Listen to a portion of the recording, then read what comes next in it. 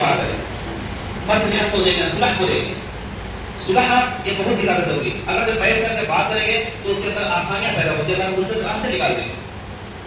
تو سب سے پہلی چیز کیا ہے؟ صلح، مصلحت میں دیکھیں. اس یہ چیز دیکھنا ضروری ہے. اگر اس پر عمل کریں گے پہلے تو انشاءاللہ طلاق کی نوبت ہی نہیں آئے گی. تو سب سے پہلی چیز کیا بتائی؟ مصلحت دیکھنا ہے. اور اس کو آیت نمبر 28 میں اللہ رب العزت نے بتایا ہے سورہ نساء ولی عباد خافت من بعد نشوزا او عبادت الى اخر الآیہ، یہاں تک بتایا. دوسری چیز ہے جو کرنا ہے ہمیں، یعنی طلاق سے پہلے کی چیزیں اللہ بتا رہا ہے، پہلے اس کو کرنا ہے. اگر اس سے بات نہ بنی تو پھر آخری مرحلہ ہے. تو ایک چیز باہمی مصالحت آیت نمبر 28. دوسری چیز ہے نصیحت، ایک دوسرے کو نصیحت کریں. یہ اگر کوئی تعلقات خراب ہونے کی بات ہوتی ہے تو ایک دوسرے کو نصیحت کریں. نصیحت کرنے کا کیا ہے؟ سورہ نساء نمبر 24 میں اللہ رب العزت نے ارشاد فرمایا واللاتي تخافون نشوزهن فعظوهن. وہ عورتیں جو اندیشہ کرتی ہیں، ڈرتی ہیں اپنے شوہروں سے، کس بات میں؟ کہ بھائی وہ ہمارا حق نہیں ادا کر رہے ہیں یا ہم سے وفاداری نہیں کر رہے ہیں، بہت سارے مسائل وہ نہیں کر پا رہے، یا شوہر اندیشہ کرے بیوی سے، تو پھر ایک دوسرے کو نصیحت کریں. فعظوهن، شوہر بیوی کو کرے، بیوی شوہر کو کرے، یا جو لوگ ہیں وہ نصیحت کرے. یعنی دوسرا پہلو جو ہے وہ نصیحت کا ہے. یعنی نصیحت کرے ایک دوسرے کو. ہو سکتا ہے نصیحت کرنے سے بات ہو جائے اور طلاق کی نوبت نہ آئے. اور آج کل نوجوان ایک ساتھ میں بیٹھ کے بس طلاق شروع کر دیا، بولے چلانا شروع کر دیا. تو یہ دو چیز ہوگی. پہلی چیز بات میں مصالحت، دوسری نصیحت. تیسرے نمبر پر ہوتا ہے اگر اس سے بھی بات نہیں بنتی، اگر اس سے بھی بات نہ بنے، نصیحت کرنے سے بھی بات نہ بنے، تو اب ہے بستر کی علیحدگی. میاں بیوی اگر بات نہیں بنتی ہے تو تیسرے نمبر پر کیا ہے؟ بستر کی علیحدگی. یعنی میاں بیوی الگ سو جائے، الگ سوئیں، ایک دوسرے کو سزا دینے کے طور پر، ایک دوسرے کو مطلب سمجھانے کے طور پر بستر کو الگ کر لیں. اس کے بارے میں اللہ رب العزت نے ارشاد فرمایا وَاهْجُرُوهُنَّ فِي الْمَضَاجِعِ. اسی آیت 34 میں وَاهْجُرُوهُنَّ فِي الْمَضَاجِعِ، بستروں کو الگ کر دو، بستروں کو چھوڑ دو. یہ ہو گئی تیسری نصیحت جو اللہ کہہ رہا ہے طلاق سے پہلے کرنی ایک چیز ہو، بستروں کو چھوڑ دیجیے، بستروں کو الگ کر دیجیے. یہ تین ہو گئے. چوتھے نمبر پر ہے سرزنش، ڈانٹ ڈپٹ، سختی. یہ چیز کرنی ہے. شوہر کو اگر بیوی نہیں مانتی ہے، آپ کا کہنا نہیں مانتی ہے اور بات خراب ہوتی ہی جا رہی ہے، بات ہونے والی نہیں ہے، یا شوہر نہیں مانا کوئی بھی چیز ہے، تو شوہر کو چاہیے سرزنش کرے بیوی کی، یعنی سختی سے کام کرے. کیا ہے؟ وَاضْرِبُوهُنَّ، آیت نمبر 34 میں اللہ نے فرمایا وَاضْرِبُوهُنَّ. مارنے کا مطلب نہیں مارو تو ضروری ہو گیا، مطلب نہیں کہ تم صفائی کر دو. مارنے کا مطلب نہیں کہ سرزنش کرو، بیویوں کو سرزنش کرو، انہیں تھوڑا سا سختی سے پیش آؤ، سختی کرو. یہ کتنی نصیحتیں ہو گئی؟ 4. طلاق سے پہلے یہ 4 نصیحتیں ہیں نوجوانوں کے لیے، سب کے لیے، لیکن خاص طور سے نوجوانوں کے لیے. ان کا خون گرم ہو جائے نا، اور تعلیم بھی نہیں ہے. ہمارا تو یہی رویہ ہے نا، ہم دین نہیں سکھاتے اپنے بچوں کو، اور پھر بعد میں روتے پھرتے ہیں کہ مولانا صاحب مفتی صاحب کو راستہ بتا دیجیے، ایسا ایسا ہو گیا. پہلے خود راستہ نہیں تلاش کرتے.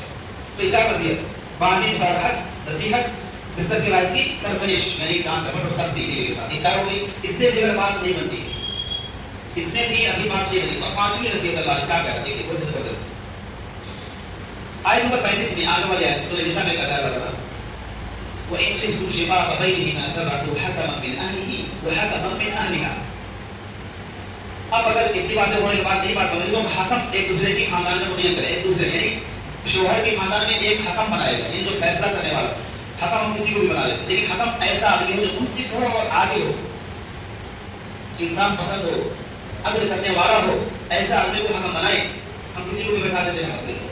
تو شوہر کی طرف سے ایک حکم ہو اور بیوی کی طرف سے ایک حکم ہو، یعنی فیصلہ کرنے والا. دونوں حکم آئے بیٹھے اور پھر وہ حکم ایک دوسرے سے بات کریں کہ بھائی کوتاہی کہاں ہو رہی ہے، کمی کہاں ہو رہی ہے، غلطیاں کہاں ہو رہی ہیں اور بات خراب کہاں سے ہو رہی ہے، اس پر یہ حکم بات کریں گے. اب حکم بات کر رہے ہیں، ایک دوسرے سے بات کر بات بیٹھ گئی، سبحان اللہ، طلاق کی نوبت نہیں آئی. تب حکم بات کر رہے ہیں. لیکن ہمارا عالم یہ ہے کہ ہمارے گاؤں میں خاص طور سے دیکھا ہے حکم ایسے آدمی کو بنایا جاتا ہے جو منصف نہیں ہوتا، جو انصاف نہیں کرتا ہے، انصاف کی باتیں نہیں بولتا ہے، وہ سائڈ لیتا ہے اور عدل اور حق کی بات نہیں بول پاتا. تو میرے بھائی حکم بنائے ایسا آدمی کو جو دیندار ہو، تقوی دار ہو، تقوی والا ہو اور صحیح سمجھ رکھنے والا ہو، ایسا آدمی کو حکم بنائے.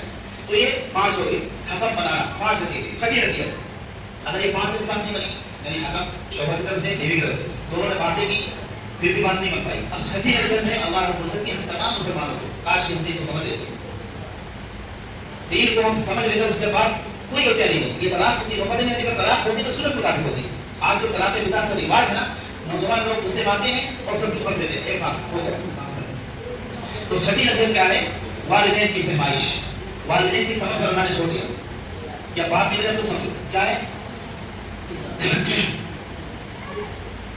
فَإِنْ خِفْتُمْ أَلَّا يُقِيمَا حُدُودَ اللَّهِ، اگر تم کو اندیشہ ہوتا ہے ان کے بعد پتہ چلے اللہ یقیما حدود اللہ، یہ لوگ یعنی یہ شوہر اور بیوی یہ اللہ کے حدود کو قائم نہیں رکھ سکتے، یعنی ایک دوسرے کے حقوق کو ادا نہیں کر سکتے.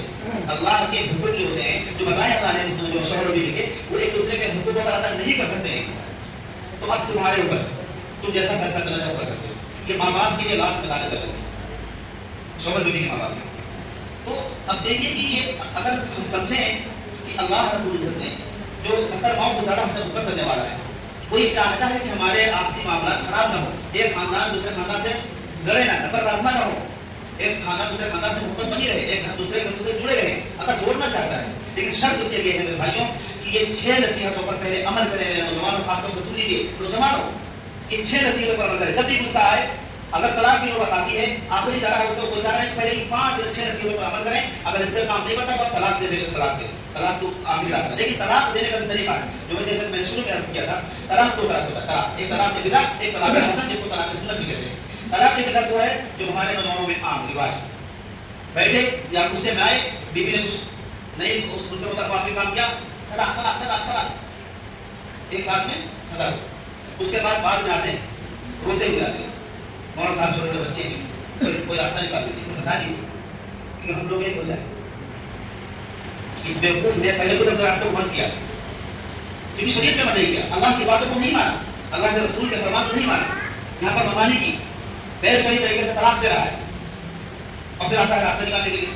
تو یہ بات دھیان سے سنیں کہ طلاق بدعت یہ جائز ہے، لیکن ہو جاتی ہے. طلاق بدعت تو جائز نہیں ہے اسلام کے اندر، لیکن اگر کسی نے دیا ہے ایک سانس میں، ایک مجلس میں، تو طلاق ہو جائے گی. طلاق کی سنت اپنائیے. ہمارے نبی نے جو صحیح طریقہ جو بتایا، سکھلایا نوجوانوں کو، صحابہ کرام کو کہ اس طریقے سے طلاق دو.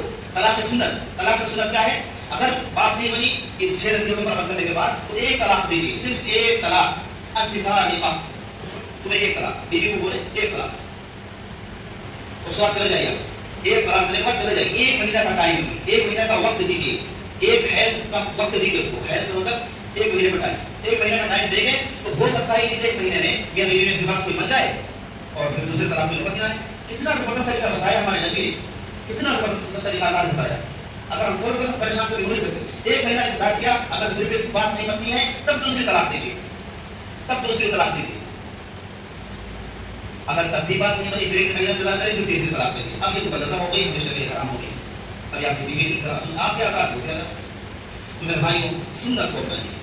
اللہ نے جو طریقہ بتایا اس کو اپنائیے. اللہ نے جو طریقہ بتایا اسے اپنائیے. طلاق کی بدعت کو ختم کریے. بدعت کو ویسے بھی ختم کرنے کے لیے طلاق کی بدعت کو ختم کریے.